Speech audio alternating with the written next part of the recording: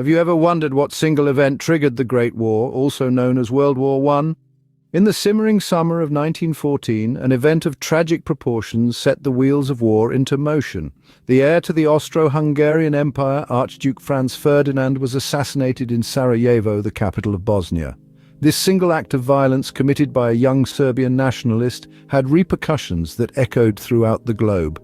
Yet this assassination wasn't merely the spark that ignited the fire, rather it was the final straw in an already strained international atmosphere. The world at the turn of the 20th century was a complex web of alliances and rivalries. Europe's major powers had been engaged in a high-stakes game of chess for decades, each vying for power, influence, and territory. On one side, the Central Powers, an alliance of Germany, Austria-Hungary, and the Ottoman Empire, stood ready to defend their interests. On the other, the Allies, an entente of France, Russia, and the United Kingdom, prepared to counter any threats to their dominions. The assassination of Franz Ferdinand was like a stone thrown into this precarious balance. Austria-Hungary, backed by Germany, issued an ultimatum to Serbia, seeking retribution for the Archduke's death. When Serbia failed to fully comply, Austria-Hungary declared war. This declaration drew in Russia, bound to Serbia by a treaty of Slavic brotherhood. And so the dominoes began to fall. The intricate network of alliances and treaties that once maintained peace now forced nations into conflict. Germany declared war on Russia and its ally, France. The United Kingdom, bound by an agreement to protect Belgian neutrality, joined the fray when Germany invaded Belgium. Thus, a single bullet in Sarajevo triggered a cascade of events that led to the most devastating conflict the world had seen until that point. It was a war that would redefine boundaries, shift powers, and take millions of lives. The stage was set, the players were ready, and the Great War was about to begin. As the world watched, the war unfolded not in months but in years. But what exactly happened during those years? The conflict took a sharp turn in September of 1914 with the Battle of the Marne. The German advance into France was dramatically halted, a significant setback that led to a shift in German strategy. The Western Front was born, a line of trenches that would stretch over 400 miles from the Swiss border to the North Sea. The following year, 1915, brought a new theatre of war, the Dardanelles Strait in Turkey.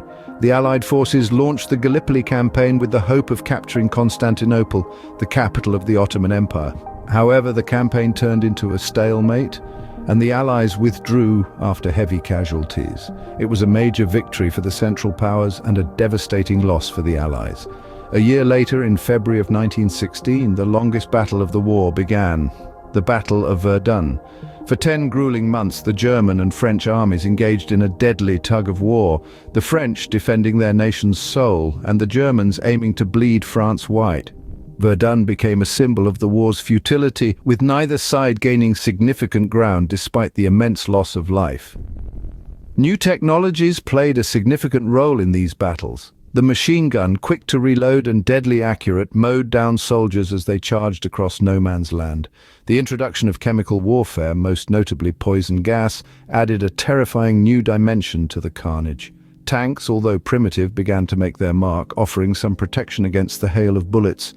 Air warfare also came into its own. Fighter planes and zeppelins took the battle to the skies, adding another layer of complexity and danger to the war. The war was a brutal and deadly affair with millions of lives lost on both sides. As we delve deeper, we'll discover the heroes who emerged from the chaos. Their stories are testament to human spirit and resilience in the face of unimaginable horror. Every war has its heroes, but who were they in World War I? As the war raged on, certain individuals emerged from the chaos, their deeds and actions leaving an indelible mark on history. Let's take a moment to remember some of these heroes. First, let's speak about Manfred von Richthofen, more famously known as the Red Baron. A fighter pilot with the German Air Force, the Red Baron was credited with 80 air combat victories, making him one of the most feared and respected figures of the war. His skill and precision were unparalleled, and even today his name is synonymous with aerial combat prowess. Across the sands of the Middle East, another figure was etching his name into the annals of history. Thomas Edward Lawrence, or as he's more commonly known, Lawrence of Arabia. As a British archaeologist, military officer and diplomat, Lawrence played a crucial role in the Arab revolt against the Ottoman Empire. His strategic brilliance and personal courage helped the Arabs achieve significant victories, fundamentally shifting the course of the war. On the Western Front, a humble American soldier was about to become a legend. Sergeant Alvin York, a man of modest beginnings, displayed extraordinary bravery during the Meuse-Argonne offensive. Single-handedly capturing 132 German soldiers, York's actions earned him the Medal of Honor and cemented his place as one of the most decorated American soldiers of the war. And let's not forget the countless unnamed heroes, the men and women who served, fought, and often gave their lives in service of their countries. Their collective courage, resilience, and sacrifice formed the backbone of the war effort, making victory possible in the face of immense adversity.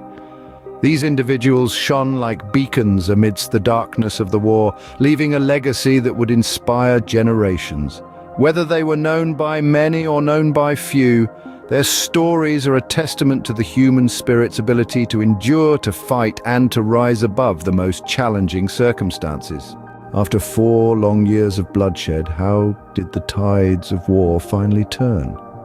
By the time 1917 rolled around, the world had been raging in the throes of conflict for 3 grueling years.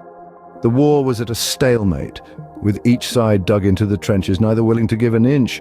That's when the United States, initially a neutral observer, decided to step in. Their entry into the war was a game changer. The fresh troops, abundant resources, and renewed morale provided by the United States gave the Allies the much-needed boost to break the deadlock. As the American forces began to arrive on the Western Front, a series of Allied offensives were launched. These offensives, backed by the sheer might of the United States, started to push back the Central Powers. The tide of the war began to turn. The Central Powers, exhausted and stretched thin, could not keep up with the renewed vigor of the Allies. By the autumn of 1918, the Central Powers were crumbling. Bulgaria was the first to sign an armistice in late September, followed by the Ottoman Empire in late October. Austria-Hungary followed suit in early November. And finally, on the 11th day of the 11th month at the 11th hour, the guns fell silent. Germany had signed the armistice. The relentless thunder of artillery, the ceaseless rattle of machine guns, the cries and moans of the wounded all came to a sudden, eerie halt. It was the end of the war as we knew it. The armistice of November 11, 1918, marked the cessation of hostilities on the Western Front. It didn't officially end the war, that would come later with the signing of the Treaty of Versailles. But it was the moment when the fighting stopped, when the world took a collective breath and began to count the cost. And so the guns fell silent, marking the end of the Great War. The war ended, but what did it leave in its wake? As the dust settled, the world was no longer the same. The aftermath of World War I saw a new world order taking shape, with the signing of the Treaty of Versailles in June 1919. This treaty was a significant turning point, marking the official end of the war, but it was also a source of great controversy. The treaty held Germany responsible for the war and imposed heavy penalties. Germany was required to relinquish territory, reduce its military, and pay substantial reparations. The harsh terms of the treaty led to resentment and economic hardship, which would later fuel the fires of another devastating war. The map of the world was redrawn with the collapse of empires. The Russian, Ottoman, German, and Austro-Hungarian empires crumbled, giving rise to new nations. In Eastern Europe, boundaries were redrawn, creating a host of new countries. Meanwhile, in the Middle East, the fall of the Ottoman Empire led to the creation of modern-day Turkey, and the arbitrary carving up of the rest of the region, sowing seeds of conflicts that persist to this day. World War I was a stark lesson in the destructive power of modern warfare. It was the first war of its kind, employing new, more lethal technologies and resulting in unprecedented levels of death and destruction. It served as a wake-up call to the world, illustrating the dire need for international cooperation to prevent such cataclysms. In the aftermath, the League of Nations was formed with the hope of maintaining world peace. Although it would ultimately fail to prevent World War II, this first attempt at an international peacekeeping organization laid the groundwork for the United Nations. World War I, a war to end all wars, left an indelible mark on history, serving as a grim reminder of the devastating cost of conflict. This war reshaped our world, and its lessons continue to echo through the corridors of time, reminding us of the profound cost of war and the importance of striving for peace.